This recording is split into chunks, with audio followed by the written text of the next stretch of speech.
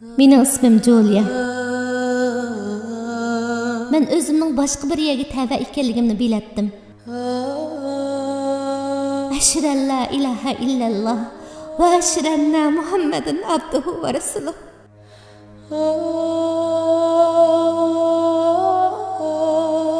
Men sen bilan dada balalıqdan kechiman dedi. Allah menga yeter dedim ve çamdanımni tayyor qilib uydan chiqdim. Şunun bilan yenimdeki pulumning hammasiga bilet aldım. Mening Turkiyaga qilgan hijrat hikoyam mana shunday boshlandi. Ey Rabbim, mening tilim yo'q. Chunki men bularning tilini bilmayman. Ey Rabbim, mening do'stim yo'q. Chunki bularning hech qaysini tonimayman.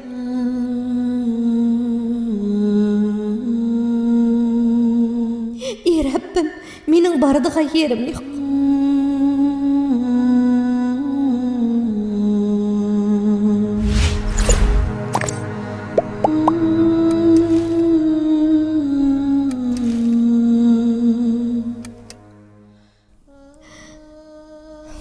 Ben bundaq bo'ldiganligini yo'ldoshimga aytdim, lekin u ishonmadi.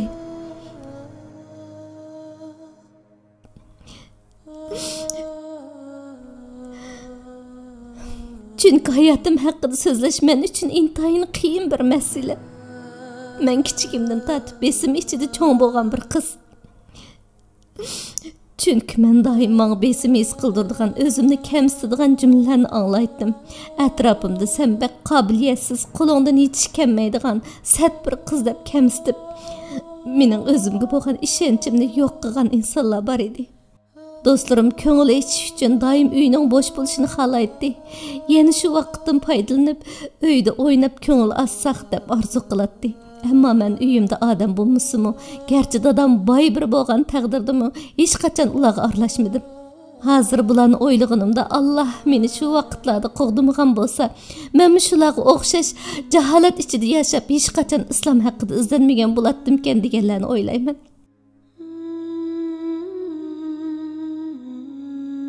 Mening ismim Julia. 13 yaş vaqtimda ata-onam ajrashib ketgan. Ajrashgandan keyin anam Angliyaga qaytib ketdi. Men Polshada dadamning yanında qoldim. Dadam ishlaydi. Dadam ishlagachga men ko'pincha vaqtlarda uyda yolg'iz qolishga majbur bo'lib qolatdim. Ata-onamning ajrashish oldidagi jangi jidallari hali ham ko'z oldimdan ketmaydi. Belki şu sebepten bo'lsa kerak, men nihoyat yolg'izlik his qiladigan, ishmijaz, hech qanday do'sti bo'lmagan bir bolaliqim bo'ldi. Öz-özümden nemişki bu işler mening beşimga keladi. Nemişki boshqalarga o'xshash mening baxtli bir oilam yo'q. Nemişki men boshqa tengdoshlarimga o'xshash o'ynab kulishning o'rniga bir qiyin kunlarni ko'rishga majbur bo'laman degandek savollarni so'raydim. Agar mendan nemişki do'stlaring yo'q deb so'rasangiz, chunki men faqat birla tema haqida paranglashni xohlaydim. U bo'lsa-mu dardlarimga, bu baxtsizligimga chora tepish. Amma bularni hech qanday bir o'smir anglashni xohlamaydi. Sho'mining balaliqim g'ayriblik, yolg'izlik bilan o'tdi. Yoshlik davriga qadam qo'yganimda texim yolg'izsirashqa, besim his qilishga boshladim va psixikalik davolashlarni qilg'izdim. Davomli chatki qilayotgan bir hayotda yashayotdim. Chunki tong atquchi muzika, aroq bilan ko'ngil etish klublarida o'g'illarga yepishib, zaharlik chekimlik chekib, qimmatbaholik ochiq kiyimlarni kiyib yasinib yurishni men hech qachon to'g'ri qarmaydim. Dostlarım daim uydakilar bo'lmasken, shu fursatdan foydalanib, so'rin tuzib, ko'ngil echib o'ltirib deb duo qilishadi. Ammo mening uyim har vaqt bekor edi. Hamma ishni xohlaganimcha qilish fursatim, xohlagancha xajlaydigan pulim bo'lsa-mu, daim balkondan sirtga qarab o'ltirardim. Mening psixikamdagi masalalarga na dora, na psixik doktorlari, hatto o'zimni davo topolmagan edim. Vaqt azobni unutildirdi deyishidi. Ammo mening qalbimdagi yorlarim kundan kunga kuchayib mang'andi. Meni bu chonqur hangdan kim qutuldirdigandi? Mening masalalarimni kim hal qila? Qo'limni kim tuta deganda xiyollar meni amalsiz qoldirib, ko'zlarimdan yosh oqqizatdi. Shularni o'ylab etib, turibli kallamda bir savol paydo bo'ldi.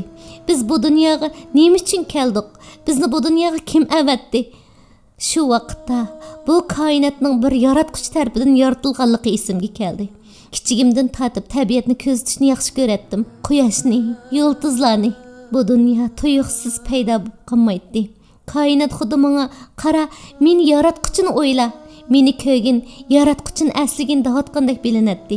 Meni bu qiyin ahvoldan qutuldiradigan bir yo'l qolgandi. U bo'lsa-mu yaratquchini tepish. Chunki men yashayotgan ruhiy qiyinchiliklarning faqat bir yaratquchi tarafidan hal qilinadiganligiga ishonish meni xotirjam qiladigan bir yo'l edi. Men shu vaqtda bu dunyoda bir yaratquchiga ishonish, hech narsaga ishonmaslikdan yaxshiroq ekanligini tushunib yetdim. Ammo u yaratquchi kim? Uni menga tanishtiradigan bir yo'lboshchi yoki bir kitob bo'lishi kerak edi. Shuning bilan men dinlar haqida izlanishga boshladim. Men dinsiz bir oilada cho'ng bo'lgan bo'lsam-mu, maktabda xristianlik darsiga qatnashatdim. Ammo bu darslarda o'rganganlarim hech qachon menga mantiqiga uyg'un bilinmaydi. Gunohini e'tirof qilish, jannatdan uy setib olish va shuningga o'xshash nurg'un mantiqsiz ibodatlar bor edi. Maktabda bizga bir xudolik va ko'p xudolikqa o'xshash ikki xil e'tiqod borligini o'rgatdi. Undaqda xristianlik bir xudolikdan bo'lsa, nemishqa dada o'g'il va ulug' ruh uqumi bor. Xristianlikda maqsad qilingan Tangri bir inson holatida deyiladigan bo'lsa, undaqda u Tangrining bizdan qanday farqi bor deganlarni o'ylaydim. Shuning uchun men xristian diniga e'tiqod qilmagan. Keyin yahudilik haqida izlandim. Ularning e'tiqodiga qaraydigan bo'lsak, o'zlarining ulug' kishilar ekanligini, boshqa insonlarning ularga xizmat qilish uchun yaratilganligini aytadi. Ammo yaratquchi hammamizni o'xshash yaratgan bo'lsa, bir-birimizning orasida ustunlik bo'lmasligi kerak-ku. Shuning uchun yahudilikni qabul qilmadim. Keyin yana hindinizm, taoizm qatorliq nurg'un dinlar haqida izlandim. Ammo ularning hech qaysi meni qoyil qilolmadi. U vaqtlar Yevropada terrorist hujumi ko'p bo'lgan vaqtlar edi. Butun axborot vositalari birdek bo'ladigan diqqat qilishimiz kerakligini tashviq qiladi. Kichik vaqtlarimda oilam menga soqolliq yoki yog'liq ortgan bir kishini ko'rib qolsam, ularning yenidan qochib ketishimni aytgandi. Mana oxirida men iznib baxmagan birlidan qolgan edi. U bo'lsa islom dini. Butun jur'atim bilan u din haqida izlanishga boshladim. O'z-o'zimga agar bu dindanmi qoyil qilarlik bir natijaga erishamasam, aslimga qaytaman deb va'da berdim. Men islom haqida izlanganimda tunji bo'lib oldimga Qur'on chiqdi. Qur'ondagi butun jumlalar insondan oliy janob bo'lgan bir yaratquchi tarafidan yozilgandek qilyotdi. Qur'ondagi jumlalarni o'qiyotganimda qalbimda hurmat va qo'rqinchning aralashmasiga o'xshash bir tuyg'u qalbimni chirmib olib yig'lashga boshladim. Bu din endi menga ota-onamning aytgandek qo'rqinchli kelmayotdi. Chunki Qur'onni o'qigandan keyin ijtimoiy taratqulardagi xabarlarning bir yolg'on tuhmatdan iborat ekanligini tonib yetdim. Undan keyin islom diniga bo'lgan qiziqishim texmi kuchaydi. Qiziqqan sari izlandim. Izlangan sari izdegan narsamni topgandek bo'ldim. Oxirida bu dinni intayin yaxshi ko'rib qoldim. Chunki bu kitobga ching esilgan bir kishi ma'lum o'rinlarga bomba qo'yib, ayol bolalarni o'ldirmaydi, ularni urmaydi. Ya'ni musulmonlar asla terrorist emas edi. Aslida gunohi bo'lgan va ularni yolg'onchiga chiqargan biz edik. Subhanalloh. Bu kecha mening hayotimning burilish nuqtasi edi. Eng oxirgi qitim har kundagiga o'xshash balkonga chiqib osmonga qaradim. Bu kecha osmon hech qachon bo'lib baxmagan darajada go'zal edi. Xuddi men bilan paranglashayotgandek, xuddi menga bir ishorat qilayotgandek, Allohdan kelgan bir bishoratni menga aytayotgandek. Julia, sen nimani saqlayapsan? Yana qanchalik dalil ko'rsatishimizni xohlaysan? Yana qanchalik saqlaysan? Bir qadam ol va bir qarorga kel. Hamma dinni taniding, hammasi o'tirdi turibdi. Endi hayotingni o'zgartiradigan vaqt kelmadimi? Ularni ko'mayyotamsan. Qarab baq. Sen bu yerda tug'ilib cho'ng bo'lding. Atrofingga qara. Do'stlaring yashayotgan dunyoga qara. Sen nada, ular nada? Men yana nimani saqlayapman? Men ularga o'xshamayman. Men doim ulardan farqli edim. Men o'zimning boshqa bir yerga tava ekanligimni bilatdim. Men musulmon bo'lishim kerak. Men bu yo'lning menga munosib bir yo'l ekanligini bilatdim. Ammo men qanday qilib bu yo'lga kiraman? Bu yo'lda menish uchun nima ish qilish kerak? Musulmon degan qanday bo'ladi? Bularni bir qator o'ylab chiqqandan keyin udul yotoq uyimga kirdim va kompyuterni ochib, bir musulmon qanday bo'lish kerak deb bosdim. Tunji bo'lib qiladigan ishim shahodat keltirish ekan. Alhamdulillah. Yarim soatgacha kalima shahodatni o'rganib bo'ldim. Ammo faqat zulmatni yo'rtadigan bu muborak so'zni deyishimli qolgan edi. ko'zlarimni yumdim va cho'nqur bir nafas olgandan keyin zulmatdan qutuldiradigan mono so'zlarni o'qidim. Ashhadu an la ilaha illalloh va ashhadu anna Muhammadan abduhu va rasuluh.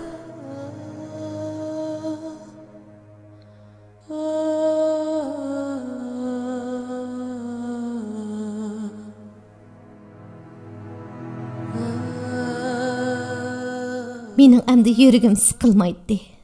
Birimi do'stim bo'lmagan bu g'erib hayotimda ikki qimmatli do'stim bor edi. U bo'lsa-mu Alloh va uning elchisi. Ularni ko'may turib, yaxshi ko'rishning xushalliqi bilan ba'zida kulib, ba'zida yig'laydim. Mening kunlarim islom haqida istinish bilan o'tyapti. Az uxlab, az gap qilatdim. Kechilar osmonga qarab, uzun Rabbimizni tafakkur qilatdim. İslam haqida izlanayotgan kunlarimning birida ichimda bir qo'rqinish va besim paydo bo'ldi. Chunki Allohning namoz o'qish haqida qilgan buyruqini va namozning muhimligini o'rgangan edim. Namoz Rabbimizga yaqinlashishning bir vositasi edi. Namozning vaqtiga sal qarashni Rabbimiz yoqtirmaydi. Demakki, Rabbimizmi biz bilan uchrashishni xohlaydi. Ötüp ketken ömrümni Rabbimge vafasızlık kılıp onu rad qilish bilan ötkizgen men Rabbim bilan qandaq uçurşatdım. Onun huzurida qizarmasdan qandaq turalaydım. Bularni o'ylagach taharat elishni o'gitadigan videolarni ko'rib taharat aldım ve qiblini tapdım. Ammo bir masala bor edi. Men namozni qandaq o'qishni bilmaydim. Oldimga namoz o'qishni o'gitadigan bir varaqni qo'yib Allohu akbar dedim. Ayollarning namoz o'qish shakli o'xshash deb o'ylab, qo'llarimni erlardek quloqlarimga opirib Allohu akbar degan edim. Uning ustiga men tahi hijoblanishning qanday bo'lganligini va namozda hijoblanishimiz kerakligini bilmaydim. Shuning bilan beshim ochiq, kaltiyan kiyim bilan Rabbimning huzurida turib Astagfirullah. Ammo men Rabbimning huzurida edim. Shunday qilib Rabbim bilan bo'lgan munosabatim boshlangan edi. Men jiddiylashganligimdan namozni oldimdik varaqqa qarab o'qishnim unutgan holda Rabbimning huzurida turib O vaqt faqat muning so'zlarni deganim esimda. Allohim, men sening bandam. Men endi musulmon bo'ldim. Allohim, seni bu yeshimga kelguncha tanımaganligim, seni rad qilganligim uchun sendan kechirim so'rayman.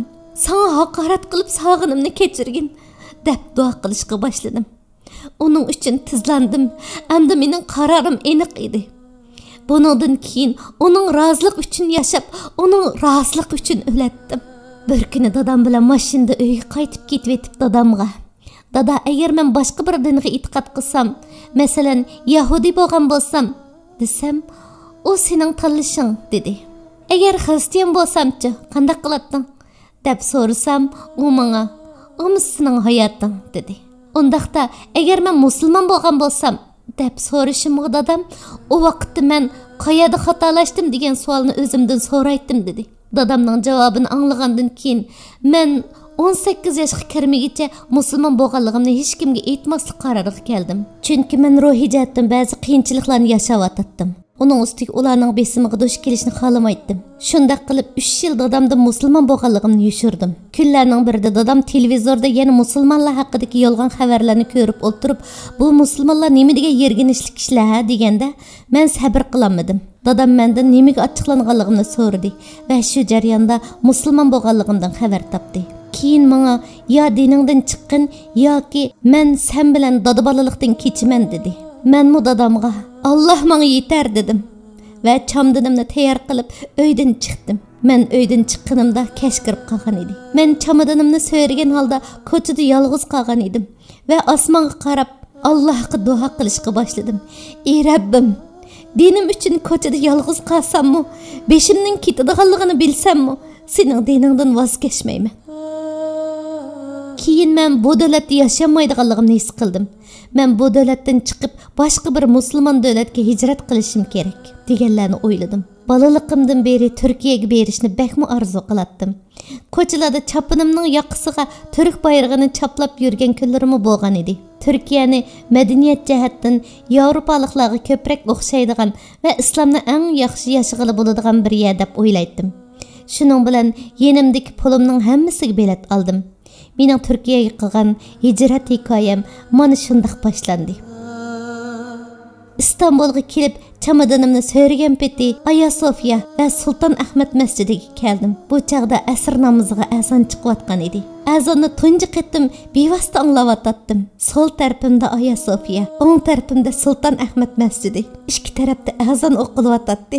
Men yig'lab turib, azonni anglag'ach, Rabbimga duo qildim. Ey Rabbim, mening tilim yo'q. Chunki men bularning tilini bilmayman. Ey Rabbim, mening do'stim yo'q, chunki bularning hech qaysini tonimayman.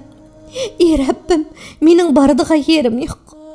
Mana hozir ikki masjidning o'ttirsida turyapman. Çamadanımni yenimda qo'yib, yig'lab duo qilayotganimni ko'rgan bir hamshirimiz yenimga keldi va men bilan inglizcha paranglashib, menga qizlar yotog'ida tursam bo'lganligini aytdi. Hamshirimizdan Alloh rozi bo'lsin. Menga bir qizlar yotog'ining adresini berdi. Men u yerga 2 kishilik bir hujrada eng oxirgi 500 lira pulimni to'lab o'rlashdim. Mana endi meningmi turdigan bir yerim bor bo'ldi. Eng oxirgi pulim bilan qizlar yotog'iga o'rlashganligim uchun ish tepishim kerak edi. Allohga ko'p hamdlar bo'lsinki, qisqa bir vaqtda ish topdim. Alhamdulillah, Rabbim meni hech qachon yolg'iz tashlab qo'ymadi. Men Turkiyaga kelganda axloqsiz kishilar yashaydigan bir mahallaga o'rlashib qolgan edim. Bu mahallada mendan boshqa bir chet ellik muhojir yo'q edi. Men har kun ishdan qaytganimda mening orqamdan tramvaydan o'ygichilik agishib keladigan nomerimni so'rab, mo'ramga qo'lini qo'yib, meni beorom qiladigan kishilar bo'ldi. Hijobsiz va yevropalik bo'lganligim uchun faqat ishdan tushgandala emas, balki doim meni beorom qildi. Hatto tramvaydagi vaqtimda, Talla bozordagi vaqtlarimda pul topshirayotganlarimi mening qayerlik ekanligimni so'raydi. Chunki mening til bilmaydiganligim va chet ellik ekanligimni bilishadi. Hijobsiz, uning ustiga oqtanlik bo'lganligim uchun kishilarning diqqatini tortdim. Ammo Rabbim meni doim qo'g'dab keldi. Bu yerda hech kimim bo'lmasa-mu, meni hech qachon yolg'iz tashlab qo'ymadi. Alhamdulillah, azroq pul yiqqandan keyin boshqa uyga ko'chib chiqish nasib bo'ldi. Hayotim qaytadan tartibga tushdi. Keyin men hijoblanish uchun pul yig'ishga boshladim.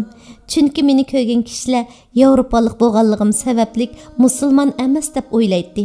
Hijab islom dinimizda ayollarning musulmon ekanligining bir simvoli edi. Men yana bir ish tepishga kirishdim. Alhamdulillah, qisqa vaqt ichida ish topdim. Lekin u yerdami ko'ngilsiz bir ishga duch keldim. Ammo har bir yomonlikda bir yaxshilik bor degandek, mening bu ko'ngilsiz ishga duch kelishim hijoblanishimga sabab bo'ldi desam bo'ladi. Men bag'anlik yerda yevropalik bo'lganligim uchun boshqacha ko'z bilan qaralatdim. Doim menga texmi oson yiqilishga petin olaydi. Hatto bir xizmatchimi menga boshqa ko'z bilan qarashga petindi.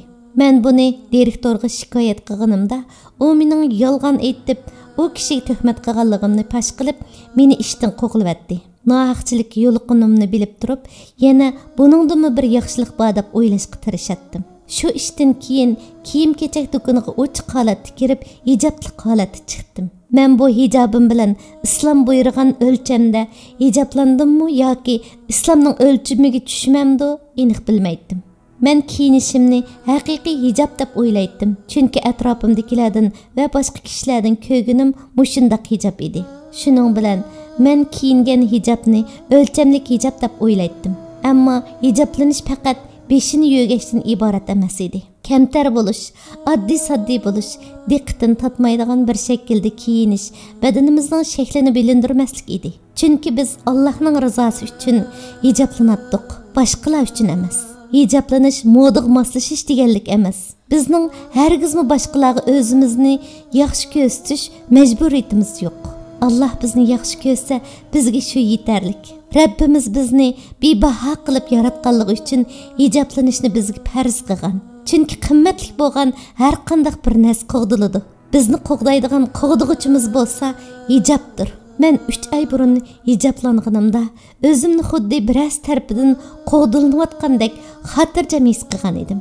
2020-yili haqiqiy hijoblangan bo'ldim. Bu vaqtlarda men bir yerda xizmat qilib, shu maoshim bilan kun kechirishga majbur bo'lib qoldim. Ondan 2 oy ichida yo'ldashim bilan to'y qildim. Әмді мен bu şəhərdə yalğız emas edim. Biz tunji qitim ko'rishgandala bir-birimizga tanishlik berdik. Shu uchrashishdan keyinla uylanishga qaror qilgan edik. Yaxshi ishlarni qilishga aldirash yaxshi ish bo'lganligi uchun bizmi tanishib 2 oy ichida to'y qildik. Biz to'y qilgandan keyin mening ibodatlarimdagi kamchiliklarimni va namozlarimdagi ba'zi xatoliklarning borligini, yodlagan oyatlarni to'g'ri yodlamaganligimni his qildim. Yo'ldishim bilan tanishgandan keyin dinim haqida oningdan ko'p narsalarni o'rgandim. Men to'y qilgandan keyin dadam bilan bo'lgan munosabatimni yaxshiladim. O'tgan yili dadam meni hijobli holatda ko'rganida qabul qilmagan edi. Ammo bu yil ko'rishganda meni haqiqiy hijobli holatda ko'rib, yo'ldishi mushundaq kiyinishga, mushundaq radikal yashashga majburlagan o'xshaydi deganlarni o'ylab qo'rqdi. Va menga sen nimishqa boshqa musulmonlarga o'xshash kiyinmaysan? Ular Yevropaliklarga o'xshash zamonaviy kiyinadi. Sen nimishqa ulardek kiyinmaysan? Ular g'irim qilib padoz qiladi. Sen nimishqa yosh bir qiz turib undaq qilmaysan? Hayotning payzini sur. Bularni hozir qilmasang, qachon qilasan dedi. Buning sababini sizlar musulmon turib, musulmon oilanglarga tushundirmasanglar, men dinsiz oilamga buni qanday tushundiray? Biz ko'rgan sirtdagi hijobli qiz ayollar haqiqiy hijobli ayollar emas edi. Rabbim mening nolamni va niyatimni yaxshi bilgichidir. Inshaalloh haqiqiy hijoblanishga muvaffaq qilsin. Amin. Men bu yo'lga kirganimda yolg'iz edim. Ammo sizlar bu yo'lda yolg'iz emas. Sizlarning bu yo'lda yolg'iz qilishinglarni xohlamayman. Men buning uchun g'ayrat qilaman. Men Alloh rizosi uchun bu yo'lda xizmat qilishga niyat qildim. Men badiiy zamon Said Nursining aytganidek Yevropaliklarning islomiyatga yuzlanganligiga ishonaman. Biz inshaalloh o kunlarni ko'ramiz. Hammanglarni Allohga topshirdim. Allohga omonat.